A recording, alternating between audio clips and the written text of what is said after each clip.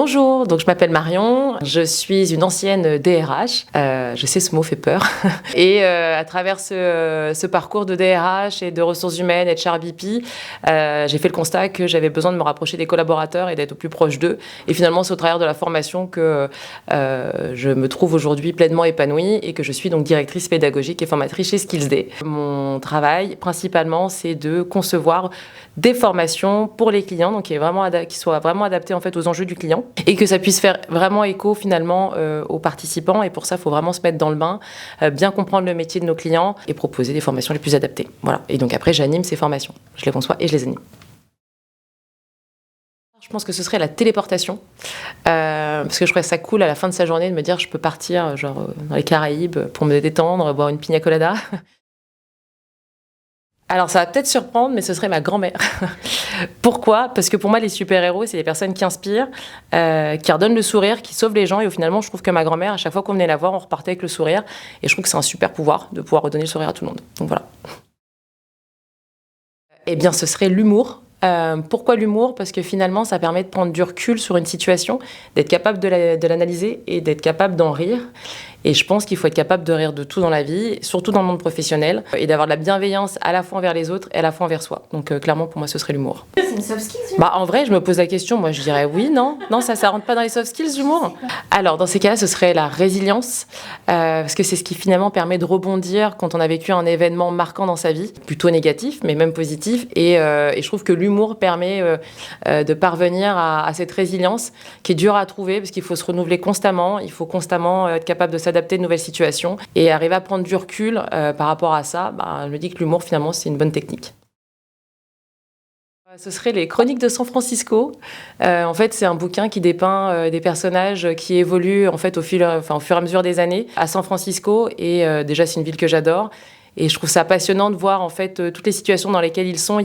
C'est authentique, ils rebondissent, ils vieillissent, ils se prennent des claques, ils avancent. Et en fait, c'est la vie. Je trouve ça génial. Moi, présidente, en 2024, j'impose des cours de soft skills et de communication non violente dès la primaire et au collège, parce que je pense que c'est hyper important de savoir communiquer, et plus tôt on s'y prend, mieux c'est. Et voilà, je pense que la génération qui arrive en a fortement besoin, et on en avait tous besoin et on l'a pas eu. Et on voit aujourd'hui l'impact que ça a en entreprise, donc si on s'y prend plus tôt, normalement tout devrait bien se passer après. En gros, je m'entends très bien avec tout le monde, avec mon équipe, je vois pas pourquoi j'aurais besoin d'apprendre à bien communiquer, quoi. Ou au contraire... De toute façon, la communication, c'est que pour les politiciens. Moi, on m'apprend pas à être un orateur, il faut que je sois pragmatique. Je pense que c'est dommage, finalement, parce que la communication, c'est essentiel. Un manager, il a besoin de savoir communiquer constamment, que ce soit avec son équipe, avec sa direction, avec les parties prenantes de l'entreprise. Et c'est hyper important qu'il sache le faire et qu'il sache le faire bien. Et c'est quelque chose qui s'apprend, en fait. On ne naît pas orateur, on le devient. Et il ne faut pas croire que c'est naturel pour tout le monde. Ça ne l'est pas. Et j'aimerais faire comprendre aux personnes que c'est un comportement qui s'adopte. Le fait de ne pas chercher à comprendre l'autre, toujours se dire l'autre il me comprend pas, de toute façon ça se passe mal, ils veulent jamais collaborer avec moi, ou il fait exprès de pas répondre à mes mails. Est-ce que tu lui as posé la question ? Est-ce que tu es allé le voir ? Est-ce que tu as échangé avec lui ? Ça c'est une mauvaise pratique, et on a tous tendance à le faire quand on est dans son équipe, à pas vouloir communiquer avec les autres et à penser à la place des autres. Et ça, ce serait peut-être la mauvaise pratique que j'aimerais bien supprimer en entreprise. Ouais. Il y a plein de choses qui me font vibrer. C'est de voir les prises de conscience, c'est de voir les personnes, les regards qui s'illuminent, ou les acquiescements genre « Ah ouais, ah c'est bon ça ». Et en fait, ça fait trop plaisir, parce qu'on se rend compte que finalement, expliquer différemment ou avec un angle différent, en y ajoutant un peu d'humour ou en prenant même des exemples très personnels de notre vie, et en fait, ça s'éclaire en face, les personnes sont contentes et après, elles te remercient. Donc ça, c'est vraiment ce qui me fait vibrer. Il y a autre chose aussi qui me fait vibrer, c'est des personnes qui arrivent vraiment mécontentes en formation, je suis là parce que mon manager me l'a demandé, finalement j'ai pas le choix, je suis pas content, donc je préfère te le dire. Moi je dis ok, très bien. Et à la fin de la formation, me dire tu vois, finalement j'ai appris quelque chose, merci, en tout cas j'ai passé un bon moment. Ça aussi, ça fait plaisir. Je pense que c'est les écouter, les valoriser et surtout comprendre leur métier. Je pense que finalement, ce qui m'a souvent été remonté, c'est le fait que j'arrive à comprendre leur métier, que j'arrive à les creuser vraiment, qu'est-ce qu'ils font, c'est quoi leur quotidien, que je leur pose plein de questions et que je puisse du coup m'inspirer de ce qu'ils font pour l'appliquer finalement aux apports théoriques qu'on a en formation, mais vraiment propres à leur métier et à leur quotidien. Je pense que ça, c'est apprécié parce que ça fait vraiment écho pour eux. Pour moi, la communication managériale, c'est quelque chose de fondamental parce que du coup, les managers doivent effectivement être capables de communiquer avec leurs équipes, avec leur direction et avec les différentes parties prenantes de l'entreprise. Et finalement, pour y arriver, il y a deux soft skills, je dirais, principales, c'est le courage et l'empathie, d'accord ? Plus être aussi capable de faire preuve d'assertivité, c'est-à-dire d'exprimer ses besoins tout en respectant l'autre. Si on arrive effectivement à condenser ces trois soft skills, ça nous permet effectivement d'ajuster notre communication managériale et de pouvoir aller creuser, essayer de comprendre aussi l'autre et de pouvoir finalement renforcer la coopération et la collaboration, parce que finalement, le nerf de la guerre, quand même, dans l'entreprise, c'est la collaboration et c'est la coopération. Et sans communication, on ne peut pas y arriver. Donc c'est pour ça que c'est vraiment quelque chose qu'il faut travailler, il faut s'entraîner. Et il faut casser des mauvaises habitudes qu'on peut prendre, parce qu'on ne nous a pas habitués tout simplement à bien communiquer. On nous a appris à parler, mais pas à bien communiquer. Donc la communication managériale par SkillsD, ça s'apprend. Et en fait, dans nos formations, ce qu'on met en avant, c'est vraiment le training comportemental. C'est-à-dire qu'on va faire des mises en situation, miroir, où moi je vais agir comme un miroir grossissant. Et la personne, quand elle va tomber dans des travers qu'on peut avoir naturellement, mon but, c'est justement de tomber dans ces travers et les relever avec humour pour que la personne en prenne conscience derrière et du coup puisse changer son comportement et puisse finalement apprendre des apports assez théoriques, mais mis en pratique directement. Et si on va plus dans le détail de c'est quoi la théorie finalement dans la communication managériale, il y a deux grandes compétences, en tout cas, ou deux grandes compétences ou comportements à adopter. C'est à la fois l'empathie pour comprendre l'autre, donc chercher à comprendre avant de se faire comprendre. Je pense que ça, c'est la clé. Et aussi faire preuve de courage. Il faut faire preuve de courage pour pouvoir communiquer avec des personnes qui fonctionnent différemment que nous, qui ont des opinions finalement qui sont différentes. Comment je m'adapte et comment, encore une fois, j'arrive à la collaboration à la fin. Parce que ce qu'on veut, c'est la collaboration de la coopération. Et on le veut au sein même de l'équipe, mais aussi entre les différentes équipes. Et c'est m'est arrivé régulièrement d'entendre des équipes ou des managers qui me disent « Oh, mais j'arrive pas à communiquer avec cette équipe, de toute façon, ils veulent jamais nous écouter, ils sont toujours dans la fuite. » Bah oui, mais est-ce que tu as essayé de comprendre aussi pourquoi et comment ils fonctionnent ? Est-ce que tu leur as posé des questions ?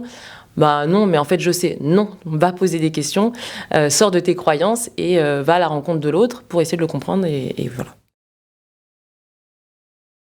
Les plus grands clichés, c'est de me rendre compte à quel point des équipes d'une même entreprise, donc on est dans la même entreprise, n'arrivent pas à communiquer et collaborer ensemble. Et l'objectif, c'est de comprendre pourquoi. Et en fait, on se rend compte qu'elles n'arrivent pas à échanger et à comprendre les contraintes des unes et des autres. Et finalement, chacune reste sur sa position et personne ne cherche vraiment à creuser et à faire preuve de curiosité sur le fonctionnement de l'équipe adverse. Enfin, adverse, parce que finalement, ils se voient comme des équipes adverses, alors que finalement, ils sont censés travailler de manière unie et ensemble, et collaborer ensemble et coopérer ensemble. Donc l'idée, c'est vraiment de faire preuve de curiosité, d'aller poser des questions, plutôt d'être dans un biais cognitif bien connu qu'on appelle l'excès de confiance, où on pense maîtriser finalement le métier de l'autre et on se dit bah, c'est normal, il me le fait pas ou il n'a pas compris. Comme si moi je viens de voir et je viens t'expliquer comment fonctionne ton métier. Non, j'ai pas cette prétention. Donc viens creuser, viens me poser des questions et on va se poser des questions mutuellement et on va finalement peut-être arriver à collaborer in fine. C'est l'empathie déjà. Donc il va falloir faire preuve à la fois d'écoute et essayer de comprendre et de se mettre à la place de l'autre, comprendre ses contraintes, comprendre ce qu'il essaye de me dire, reformuler, questionner, bref, faire preuve de curiosité. Du courage, hyper important dans la communication managériale, parce qu'on va devoir échanger effectivement avec des personnes avec lesquelles c'est peut-être plus compliqué, avec qui la communication est moins simple ou moins fluide, et pour autant je dois communiquer avec cette personne-là, donc comment je m'y prends ? Et donc c'est là où l'assertivité va servir, et l'assertivité finalement c'est ajuster son niveau de confiance en soi, mais aussi dans l'environnement. Même si mon environnement est hostile, comment j'arrive à m'exprimer bien et à assurer la collaboration ensuite. Un des tips que moi j'invite à faire, c'est encore une fois faire preuve de curiosité. En fait, c'est quelque chose qui s'est perdu avec le temps. Nos enfants, ils sont hyper curieux. Et finalement, plus on grandit, moins on est curieux, plus on pense savoir. Donc on pose que des questions fermées finalement. Parce qu'un enfant veut savoir alors qu'un adulte croit savoir. Et j'ai envie de dire, pose des questions, interroge-toi sur l'autre. Et dès qu'on te pose quelque chose que tu comprends pas, ça aussi c'est quelque chose que j'entends régulièrement. On m'a mis un nouveau process, c'est ridicule, ça fonctionnait bien avant. Et en fait, non, essaye déjà de comprendre déjà pourquoi on te met ce nouveau process, questionne, interroge-toi, fais preuve de curiosité et échange et éventuellement propose de nouvelles idées à partir du process qu'on est en train de t'imposer. Le plus grand défi, je trouve, dans la communication managériale, c'est qu'on communique d'humain à humain. Et en fait, on est tous différents, on a tous notre propre expérience, notre vécu, nos croyances.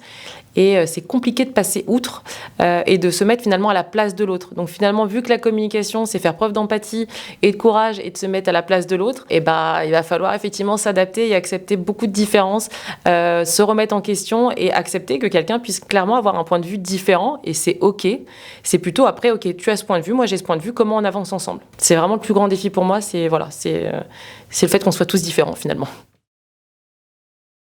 Un jour, donc j'étais en formation, en animation, et j'ai une participante qui arrive et qui me dit moi, ça fait déjà 36 ans que je suis dans l'entreprise.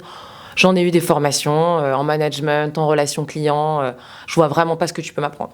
Je dis très bien, ok, on verra bien. Et en fait, c'était un client où moi j'avais déjà travaillé dans ce secteur d'activité avant, donc et j'étais hyper intéressée en fait par leur métier, par ce qu'ils faisaient. Et j'ai apporté beaucoup d'exemples, je pense, concrets sur leur quotidien et sur les difficultés qu'ils pouvaient rencontrer. Et à la fin, la personne est venue me voir en tête à tête et m'a remercié chaleureusement. Elle me dit c'est la première fois en 30 ans où j'ai une formation qui me parle et où je ressors avec le sourire. Donc vraiment ça m'a fait super plaisir. J'ai eu un participant lors d'un MOCA, donc c'est mesure orale des compétences acquises. C'est quelque chose qu'on fait finalement suite à une formation, 1 mois ou 2 mois après, pour voir justement qu'est-ce qui a pu être appliqué suite à la formation comme pratique dans le quotidien des participants. Et j'ai un participant, pas plus tard qu'hier, qui m'a fait comme retour qu'il n'arrivait pas à l'époque à recadrer. C'est quelque chose qui était très compliqué pour lui de recadrer et à la fois de remobiliser ses équipes. Et finalement, la formation qu'il a eue lui a permis de le faire et d'être beaucoup plus à l'aise. Et ça s'est hyper bien passé parce que du coup, il a appliqué les bonnes pratiques pour recadrer. Il est content de pouvoir y être arrivé. Et pareil, avant, il avait énormément de mal à parler en public, à remobiliser son équipe. Et suite à la formation, il m'a dit, bah, ça y est, j'arrive à parler à mes équipes, j'ai mis en place des rituels. Et j'ai beaucoup plus d'adhésion finalement, je vais beaucoup plus droit au but. Et je me rends compte que ça me sert. Et donc, il en était ravi. Donc ça, c'est cool. Communication managériale, on garde ou on zappe ? On zappe, très clairement. On essaye de faire preuve de curiosité et de comprendre l'autre. Ça, c'est bien, ça. Être curieux, c'est top. On garde, c'est très bien de s'intéresser à l'autre. On garde, c'est hyper utile de se remettre en question parce que ça nous permet effectivement de mieux comprendre le point de vue de l'autre. Donc clairement, on garde. On zappe, être un bon communicant, ça s'apprend et c'est pour ça que vous venez en formation. On zappe, les questions « Ne crois-tu pas que ce serait bien si tu faisais comme ça ?» On zappe. On garde et on garde. C'est hyper important de poser des questions ouvertes. C'est justement ce qui nous permettra d'en savoir plus et de creuser. On zappe, on ne campe pas sur ses positions et encore une fois, on fait preuve de curiosité pour essayer de comprendre l'autre et s'intéresser à l'autre. On garde, être humble, c'est hyper utile pour faire preuve d'empathie et encore une fois, comprendre et se mettre à la place de l'autre.